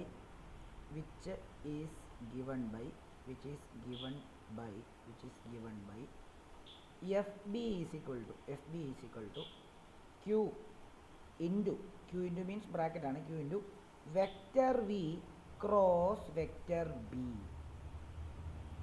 അപ്പം നമ്മൾ കഴിഞ്ഞ വർഷങ്ങളിൽ +1 നമ്മൾ പഠിച്ചതാണ്. നമ്മൾ രണ്ട് വെക്റ്റർ ക്വാണ്ടിറ്റിയെ, ഇപ്പോൾ vector A cross vector B എന്ന് പറയുവാണെങ്കിൽ അവനെ നമുക്ക് എ ബി സൈൻ തീറ്റ എന്ന് എഴുതാം. അതേപോലെ തന്നെ വെക്റ്റർ എ ഡോട്ട് വെക്റ്റർ ബിനെ നമുക്ക് എ ബി കോസ് തീറ്റ എന്ന് എഴുതാം എന്നുള്ളത് ഓർത്തോണം. അതേപോലെ തന്നെ ഈ വെക്റ്റർ ഇട്ടാൽ മാത്രമേ ഇതിനെ ഇൻറ്റു ഇതിനെ ക്രോസ് ഒന്നും ഡോട്ടൊന്നും വായിക്കത്തുള്ളൂ കേട്ടോ. അല്ലെങ്കിൽ സിംപ്ലി ഇൻറ്റു ഓഫ് എന്ന് വായിക്കുന്നത്. രണ്ടും ഇൻറ്റുവിൻ്റെ ഗുണമാണ് ചെയ്യുന്നത്, മനസ്സിലായോ? വെക്റ്റർ ഇട്ടില്ല എന്നുണ്ടെങ്കിൽ. അപ്പോൾ അവിടെ നിന്ന് നമുക്ക് F B is equal to Q into അല്ലെ Q V B sine theta എന്ന് നമുക്ക് എഴുതാനായിട്ട് പറ്റും. ഓക്കെ, അങ്ങനെയാണെങ്കിൽ നമുക്ക് ഓരോന്നിനെ എക്സ്പ്ലെയിൻ ചെയ്യാം. Where V is the velocity of charge,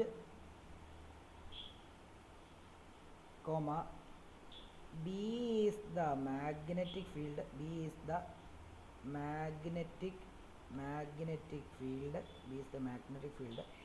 and theta is the angle between direction of velocity and direction of magnetic field.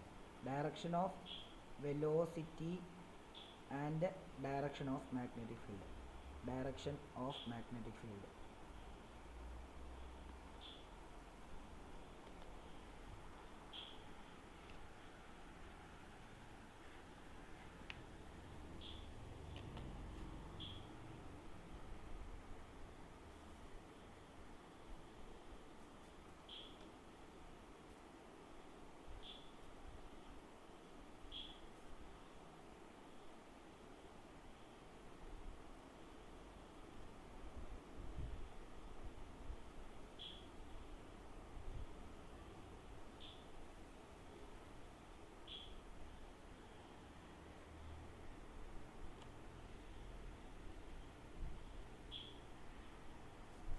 ഇനി ഇതിൻ്റെ രണ്ട് കേസാണ്.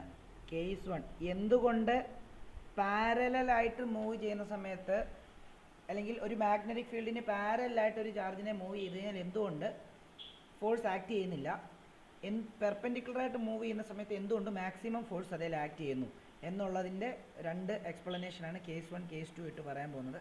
ഇതൊക്കെ വളരെ ഇമ്പോർട്ടൻ്റ് ആണ്. ഇതൊക്കെ ആപ്ലിക്കേഷൻ ലെവലിനകത്തൊക്കെ ചോദിക്കും. If the velocity of charge particle of charged particle and direction of magnetic field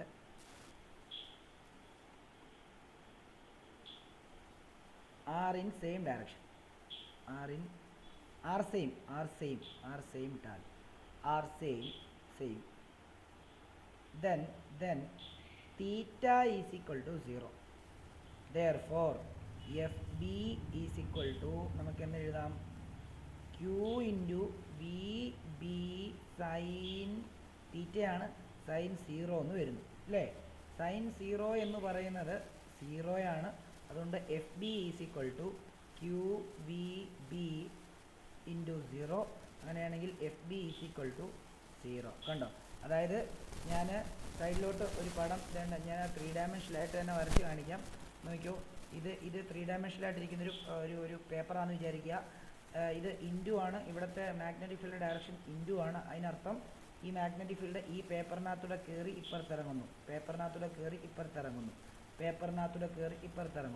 ഇതാണ് മാഗ്നറ്റിക് ഫീൽഡ് ഡയറക്ഷൻ എങ്കിൽ നമുക്ക് എന്ത് മനസ്സിലാക്കാനായിട്ട് സാധിക്കും?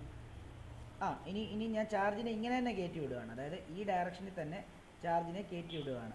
അപ്പോൾ അതിൻ്റെ വെലോസിറ്റിയും ഈ ഡയറക്ഷനിൽ തന്നെ. അപ്പോൾ മാഗ്നറ്റിക് ഫീൽഡ് ഈ ഡയറക്ഷൻ, വെലോസിറ്റി ഈ ഡയറക്ഷൻ ആണെങ്കിൽ അതിൻ്റെ രണ്ടിൻ്റെ ഇടയിലുള്ള ആംഗിൾ തീറ്റ 0. ആ തീറ്റ 0 എടുത്ത് സൈൻ തീറ്റയ്ക്കകത്ത് അപ്ലൈ ചെയ്ത് കഴിഞ്ഞാൽ വി ഗെറ്റ് എന്താ FB is equal to 0.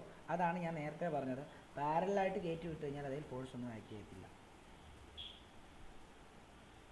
വേണമെങ്കിൽ പടം സൈഡിലോട്ട് വരച്ച് വെച്ചോണം, ഇതുപോലൊക്കെ ആവശ്യമുണ്ടെന്നുണ്ടെങ്കിൽ കേട്ടോ, റഫായിട്ട്.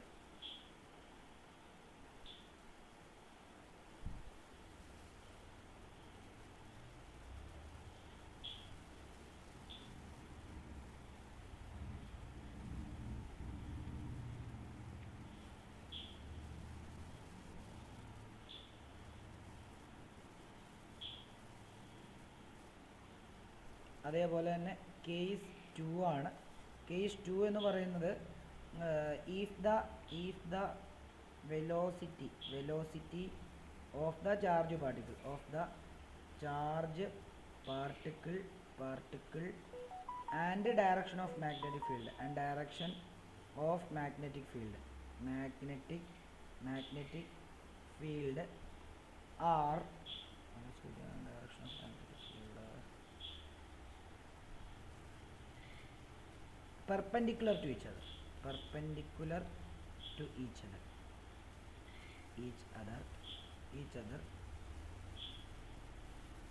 then theta is equal to 90 degree. അങ്ങനെയാണെങ്കിൽ therefore FB is equal to QBB sin 90 എന്ന് വരുന്നു.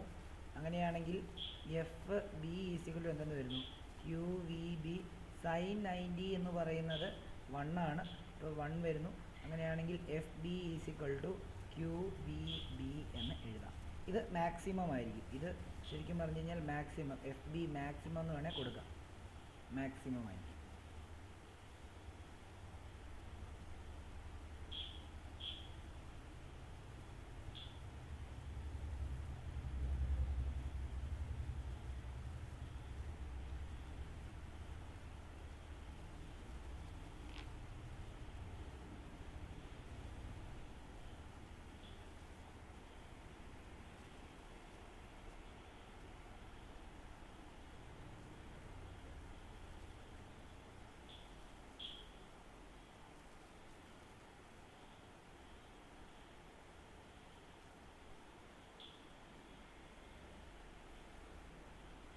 ഇത് എന്തെങ്കിലും ടോപ്പിക്ക് പറയണമെന്നുള്ളവർ ഒന്ന് പറഞ്ഞു കഴിഞ്ഞാൽ ഒന്നുകൂടെ പറഞ്ഞു തരാം. എന്തെങ്കിലും ബുദ്ധിമുട്ടുള്ളവരൊന്ന് പറഞ്ഞോ. ഇത്രയും പറഞ്ഞതിനകത്ത് എന്തെങ്കിലും ബുദ്ധിമുട്ടുണ്ടെങ്കിൽ പറയാം. ആഷിമയൊക്കെയാണോ? ആഷിമ, ഏബൻ, അക്ഷിത്ത്, അലോണ, ഏഞ്ചൽ, അനുഗ്രഹ കാര്യം മനസ്സിലായി? അനുഗ്രഹ ഓക്കെ. ഏഞ്ചലീന ഇടയ്ക്ക് വെച്ചാണല്ലോ കയറി. ഏഞ്ചലീന കത്തുന്നുണ്ടോ? നമ്മൾ ഇത് 10ാം ക്ലാസ്സിൽ പഠിപ്പിച്ച സാധനം തന്നെ ആയിരുന്നു ആദ്യം പറഞ്ഞു തന്നത് കേട്ടോ. മറ്റേ ഓർക്കുന്നുണ്ടോ? മറ്റേ മാഗ്നറ്റിക് ഫീൽഡിന്റെ ഒക്കെ. ഈ ചാപ്റ്റർ ഓൾറെഡി ക്ലാസ്സിൽ കഴിഞ്ഞിരുന്നു. ഓക്കെ. അപ്പോൾ പിന്നെ അറിയാമായിരിക്കുമല്ലോ. അപ്പം എന്തെങ്കിലും ഡൗട്ട് ഉണ്ടെങ്കിൽ ചോദിച്ചോ. ഇത്രയും പറഞ്ഞതിനകത്ത് എന്തെങ്കിലും ഡൗട്ട് ഉണ്ടെങ്കിൽ ചോദിച്ചോ. പിന്നെ അശ്വിൻ എങ്ങനെയുണ്ട്? അശ്വിൻ, 2 അശ്വിന്മാർ. മനസ്സിലായി സാർ. ഓക്കെ. ഡേബ്രിയ, എൽവിന. Yes sir. ഓക്കെ. പിന്നെ ഇനി എല്ലാവരുടെയും പേര് ചോദിക്കുന്നില്ല കേട്ടോ. എന്തെങ്കിലും ബുദ്ധിമുട്ടുണ്ടെങ്കിൽ ചോദിക്കുക. ഷാരോൺ ഒക്കെ ഓക്കെ ആണോ? ഷാരോൺ ഓക്കെ. അങ്ങനെയാണെങ്കിൽ നമുക്ക് അടുത്ത ഹെഡിങ്ങിലേക്ക് പോകാം.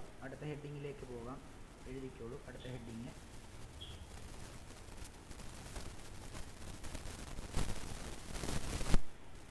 ഡയറക്ഷൻ ഓഫ്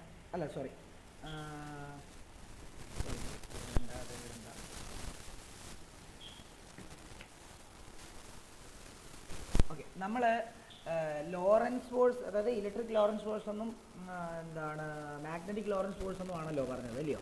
അപ്പം ടോട്ടൽ ലോറൻസ് ഫോഴ്സ് എന്ന് പറഞ്ഞു വേണമെങ്കിൽ ഈ 2014 കാലഘട്ടത്തിൽ ടോട്ടൽ ലോറൻസ് ഫോഴ്സിനുമായിട്ട് ബന്ധപ്പെട്ട് ചോദ്യങ്ങളൊക്കെ ഉണ്ടായിരുന്നു. അപ്പം ഞാൻ പറഞ്ഞു ഇത് നേരത്തെ എഴുതിയ ബുക്ക് ആയതുകൊണ്ട് തന്നെ അതും കൂടെ ഉൾപ്പെടുത്തിയിട്ടുണ്ട്. അത് വേണമെങ്കിൽ നിങ്ങൾക്ക് എഴുതുക. ജസ്റ്റ് ഇതിനെ താഴോട്ട് total Lorentz force is equal to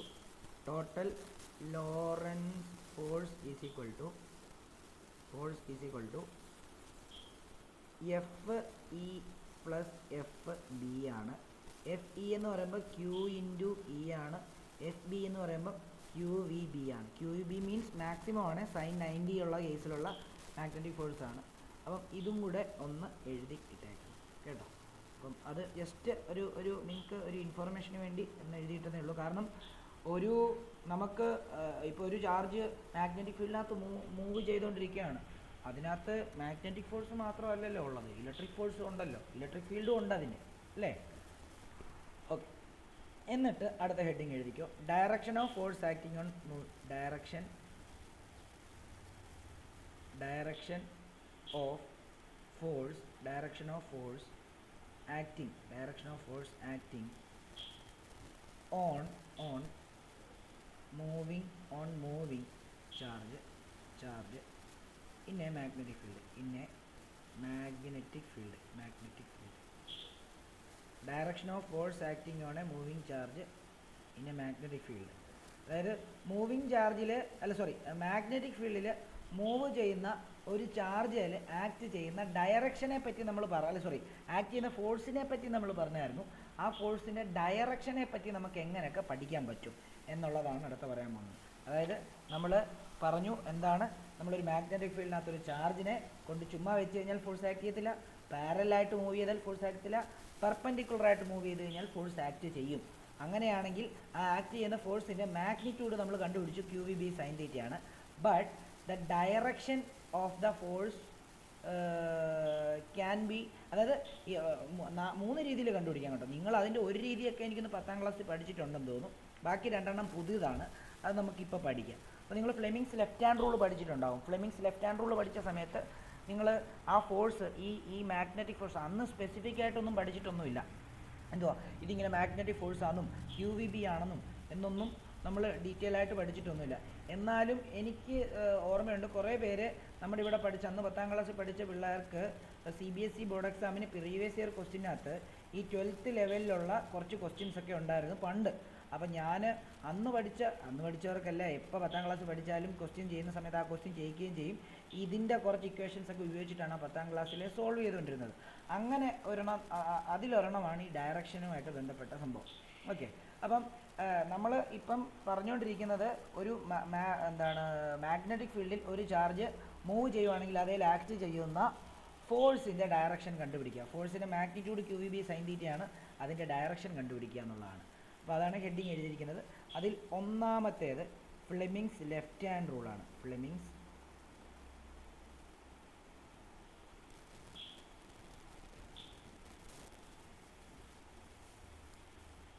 Fleming's left hand rule. അതിൽ പറയുന്ന നിങ്ങൾ എപ്പോഴും ചിന്തിക്കേണ്ടത് എന്താണെന്നറിയാമോ, നമ്മൾ ഷെയ്ക്ക് ഹാൻഡ് കൊടുക്കുന്നത് റൈറ്റ് ഹാൻഡും കൊണ്ടാണല്ലോ, അപ്പോൾ ഈ തമ്പ് മുകളിലോട്ടാണ് ഇരിക്കുന്നത്. ഓക്കെ, അത് തന്നെ ലെഫ്റ്റ് ഹാൻഡും കൊണ്ട് ഷെയ്ക്ക് ഹാൻഡ് കൊടുക്കുക. ഓക്കെ, അപ്പോൾ തമ്പ് മുകളിലോട്ടാണ്. എന്നിട്ട് ഈ ഏറ്റവും താഴത്തെ 2 വിരൽ അങ്ങ് മടക്കിയിട്ട് ഈ 3 വിരൽ മ്യൂച്വലി പെർപെൻഡിക്കുലർ ഡയറക്ഷനിൽ പിടിക്കുക. ഓക്കെ, അപ്പോൾ നിങ്ങൾ ഓർത്തോണം, തമ്പ് മുകളിലാണ് ഇരിക്കുന്നത്, അല്ലാതെ ഇങ്ങനെയോ ഒന്നും ആക്കരുത്. തമ്പ് മുകളിൽ, അതായത് ഷെയ്ക്ക് ഹാൻഡ് കൊടുക്കുമ്പോൾ തമ്പ് മുകളിലാണ് അല്ലേ, അങ്ങനെയാണ് നമ്മൾ കയ്യിലോട്ട് കൊണ്ട് പിടിക്കാൻ പോകുന്നത്.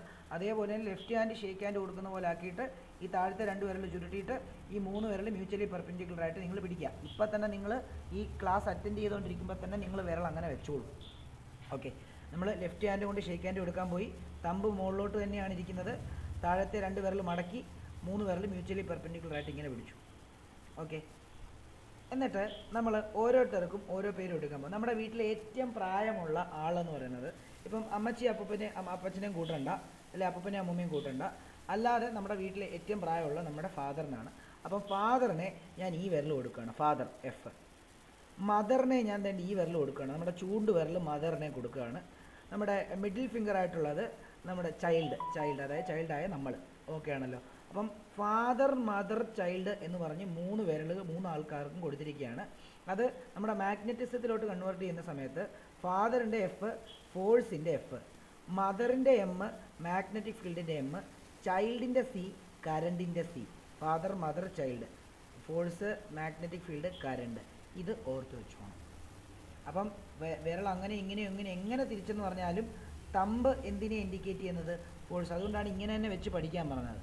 ഈ നമ്മളോട് ചോദിച്ചിരിക്കുന്ന ക്വസ്റ്റ്യൻ അനുസരിച്ച് വിരൽ ഇങ്ങനെയൊക്കെ തിരിക്കേണ്ടി വരും. എങ്ങനെ തിരിച്ചെന്ന് പറഞ്ഞാലും ഫാദർ ഇത്, മദർ ഇത്, ചൈൽഡ് ഇത്, ഫോഴ്സ് ഇത്, മാഗ്നറ്റിക് ഫീൽഡ് ഇത്, കറണ്ട് ഇത്, അരി. ഓക്കെ ആണല്ലോ. അപ്പം അത് ഒന്ന് ഓർത്ത് വെച്ചേക്കുക, തെറ്റിപ്പോകരുത്.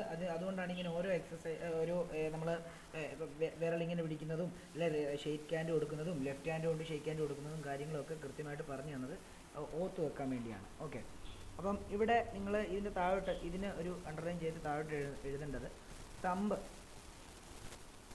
തമ്പ് ഫോഴ്സ്, ബ്രാക്കറ്റിൽ ഫാദർ എന്ന് വേണമെങ്കിൽ എഴുതാം, ഓർത്ത് വെക്കാം. ഇനിയും തമ്പ് അടുത്തത് ഫോർ ഫിംഗർ, അത് മാഗ്നറ്റിക് ഫീൽഡ്.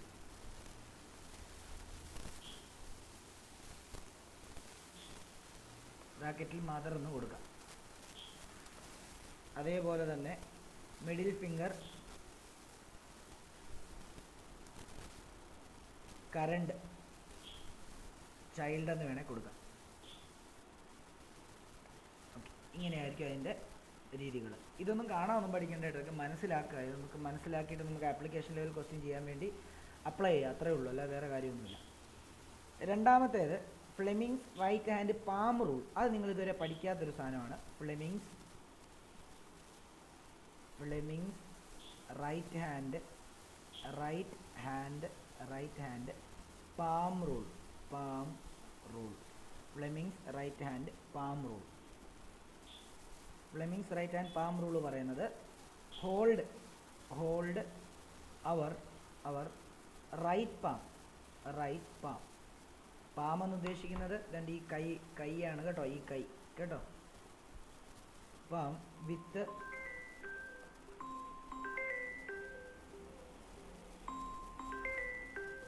ഒരു സെക്കൻഡ് നിങ്ങളെ ഒറ്റ second.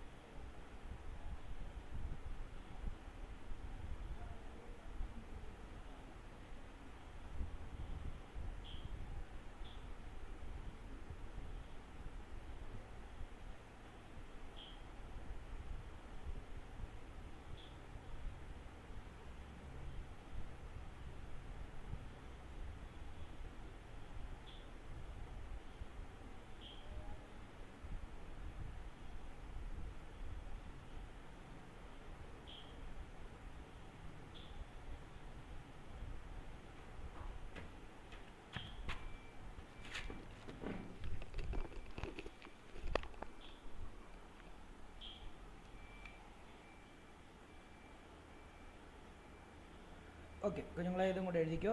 Hold your right palm with all fingers in one plane such that thumb indicate the direction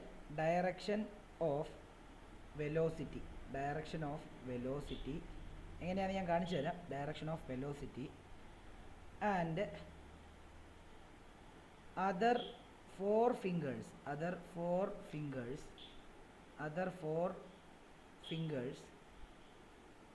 indicates the direction of magnetic field. അപ്പോൾ നമ്മുടെ ഫോഴ്സ് ആയിട്ടില്ല, നമ്മൾ ഫോഴ്സിനെ കണ്ടുപിടിക്കാനാണ് പോകേണ്ടത്. And the plane perpendicular to perpendicular to both the magnetic field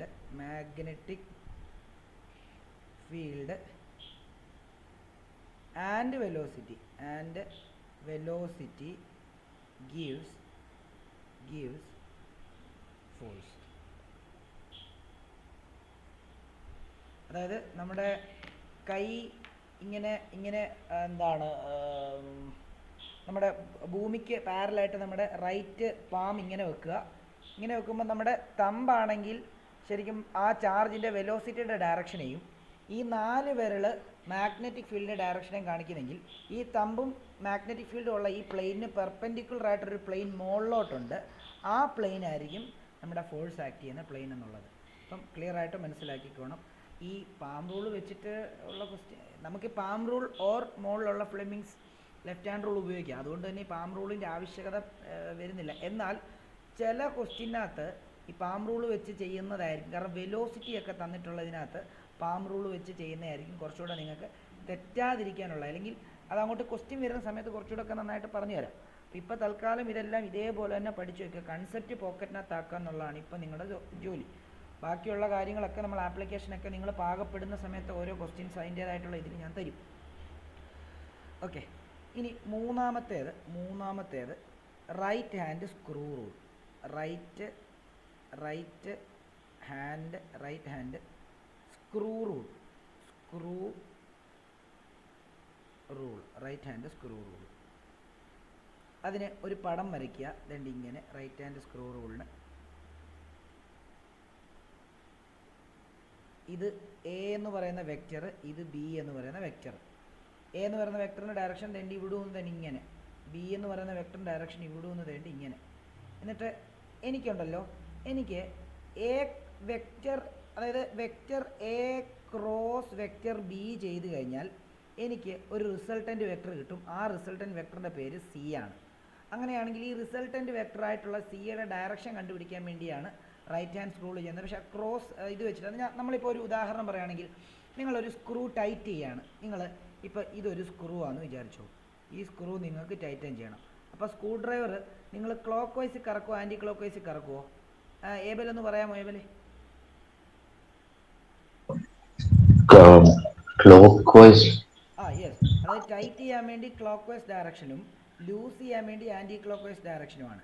അപ്പോൾ ഇപ്പോൾ cross എങ്ങോട്ടാണെന്ന് നോക്കണം. അതായത് ഇപ്പം vector A cross vector B ആണ്. അപ്പോൾ എ ക്രോസ് ബി എന്ന് പറയുമ്പോൾ നിങ്ങൾ എന്ത് ചെയ്യുന്നറിയാമോ, നിങ്ങളുടെ ആ സ്ക്രൂ ഡ്രൈവർ രണ്ട് ഇവിടെ കൊണ്ട് ഈ പോയിന്റിൽ കൊണ്ട് ഈ രണ്ട് ഇതിന് പെർപെൻഡിക്കുലറായിട്ട് തന്നെ ഇങ്ങനെ വെക്കണം. പെർപെൻഡിക്കുലറാണ് ഇത്. എന്നിട്ട് എ ക്രോസ് ബി രണ്ട് ഇങ്ങോട്ടേക്ക് ആംഗിൾ കൊടുക്കണം. നോക്കിയോ, ഇങ്ങനെ കൊടുക്കുന്ന സമയത്ത് നോക്കിയോ ഇതെങ്ങനെയായിരിക്കും ഇതിൻ്റെ ഡയറക്ഷൻ എന്നറിയാമോ? ഇത് ഒരു പേപ്പറിലാണ് ഇത് വരച്ചിരിക്കുന്നത്. ആ പേപ്പറിൻ്റെ അകത്തേക്ക് തന്നെ ഇങ്ങനെയായിരിക്കും ഇതിൻ്റെ ഡയറക്ഷൻ, സിയുടെ ഡയറക്ഷൻ. കാരണം ആ സ്ക്രൂ ടൈറ്റ് ചെയ്യുമ്പോൾ ആ സ്ക്രൂ എങ്ങോട്ടാണ് ഇറങ്ങിപ്പോകുന്നത്, അങ്ങോട്ടേക്കായിരിക്കും ആ റിസൾട്ടൻ്റ് ആയിട്ടുള്ള ഈ വെക്ടറിൻ്റെ ഡയറക്ഷൻ. അതേപോലെ തന്നെ തിരിക്കുവാണെങ്കിലും അതിൻ്റെ ഇത് ഇങ്ങനെയായിരിക്കും. ഇത് ഞാൻ അടുത്ത ക്ലാസ്സിൽ ഒന്നുകൂടെ കുറച്ചുകൂടെ വ്യക്തമായിട്ട് പറഞ്ഞുതരാം, കുറച്ച് എക്സാമ്പിളൊക്കെ വെച്ചിട്ട്. തൽക്കാലം ഈ പടം വരച്ചിട്ട് ഞാൻ ഈ പറഞ്ഞ കാര്യങ്ങൾ അങ്ങോട്ട് എഴുതുക. ഇതൊന്ന് എഴുതിയേര്.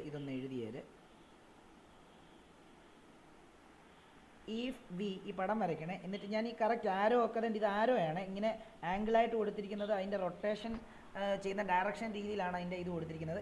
ഇത് പെർപെൻഡിക്കുലറാണ്, ഇതിനും പെർപെൻഡിക്കുലർ ആയിരിക്കും, ഇതിനും പെർപെൻഡിക്കുലർ ആയിരിക്കും ഇത്. അതൊന്ന് ഓർത്ത് വെച്ചേക്കണം.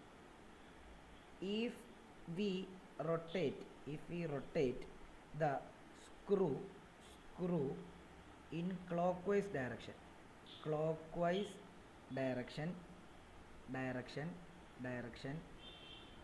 from A to B the screw starts moving. അതായത് ഇവിടെ കൊണ്ടാണ് വെക്കേണ്ടത്. അതായത് ഈ രണ്ട് ഇതുള്ള പ്ലെയിനിന് നോർമലായിട്ട് കൊണ്ടുവെക്കണം. അതായത് the screw starts moving inwards. Therefore the direction of C is perpendicular and inwards to the plane containing A and B. To the plane containing A and B. ഇതാണ് അതിൻ്റെ കൺസെപ്റ്റ്. ഇനി അതേപോലെ തന്നെ വേറൊരു പടവും കൂടെ വരച്ച് ഇതേപോലെ എൻ്റെ താഴോട്ട് ഇതേപോലെ തന്നെ ആരോ ഇങ്ങോട്ട് ഇത് താഴത്തെ ഇപ്പോൾ ബി ക്രോസ് ഇത് എ തന്നെ വരച്ചോ, ഇത് ബി തന്നെ വരച്ചോ. എന്നിട്ട് ഇങ്ങോട്ട് ആംഗിൾ കൊടുക്കുക. അതായത് ഇങ്ങോട്ടാണ് നമ്മൾ റൊട്ടേറ്റ് ചെയ്യാൻ പോകുന്നത്. അതായത് ഈ പോയിന്റിൽ കൊണ്ടുവച്ചിട്ട് ആൻറ്റി ക്ലോക്ക് വൈസ് ഡയറക്ഷനിൽ റൊട്ടേറ്റ് ചെയ്യാൻ പോവാണ്. അപ്പം ബി ക്രോസ് എ ആണ് കണ്ടുപിടിക്കാൻ പോകുന്നതെന്ന് അർത്ഥം. ബിയിൽ നിന്ന് എയിലോട്ട് ക്രോസ് ചെയ്യുക. അപ്പോഴും നമുക്ക് സി തന്നെയാണ് കിട്ടുന്നത്. പക്ഷേ നേരത്തെ സിയുടെ ഡയറക്ഷൻ്റെ ഓപ്പോസിറ്റ് ഡയറക്ഷൻ ആയിരിക്കും ഇത്. കാരണം നമ്മളൊരു സ്ക്രൂ ആൻറ്റി ക്ലോക്ക് വൈസ് ഡയറക്ഷനിൽ അഴിക്കുമ്പോൾ വെളിയിലോട്ടല്ലേ വരുന്നത്. ആ പ്ലെയിൻ ഏതാണോ ആ പ്ലെയിനിന് പുറത്തോട്ടിറങ്ങിയാണ് വരുന്നത്. ടൈറ്റ് ചെയ്യുമ്പോൾ ആ പ്ലെയിൻ ഏതാണോ ആ പ്ലെയിൻ അകത്തോട്ട് കയറിയാണ് സ്ക്രൂ പോകുന്നത്. അതാകുമ്പോൾ ഓർത്തോണം. അപ്പം ഇത് ഈ പടം വരച്ചിട്ട് ഇത് തന്നെ നേരെ ഓപ്പോസിറ്റിൽ എഴുതുക. If we rotate the screw in anti clock vice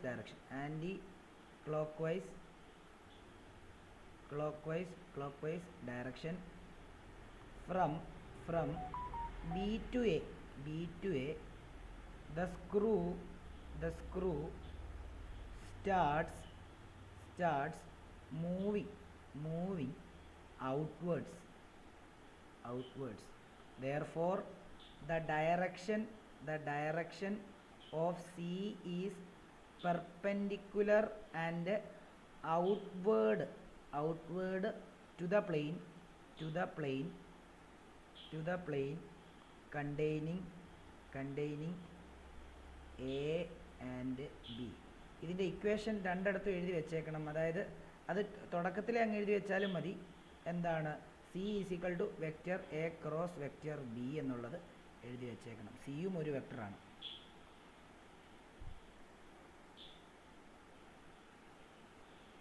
So could you scroll down? ഇത് ഡീറ്റെയിൽ ആയിട്ട് കുറച്ച് എക്സാമ്പിളോടെ പറഞ്ഞിട്ട് അടുത്ത ക്ലാസ്സിൽ ഞാൻ പറഞ്ഞു തരാമേ. So like direction of C is perpendicular. Is it 2? Like the fourth line. If we rotate the screw in anti-clockwise direction from B to A, the screw start moving outwards, and the direction of C is perpendicular and outward to Okay. the plane containing A and B. കുഞ്ഞുങ്ങളെ ഇന്നൊരു ഇത്തിരി തിരക്കുണ്ട്, അതുകൊണ്ട് ഇന്ന് ഇവിടെ class wind up ചെയ്യണേ.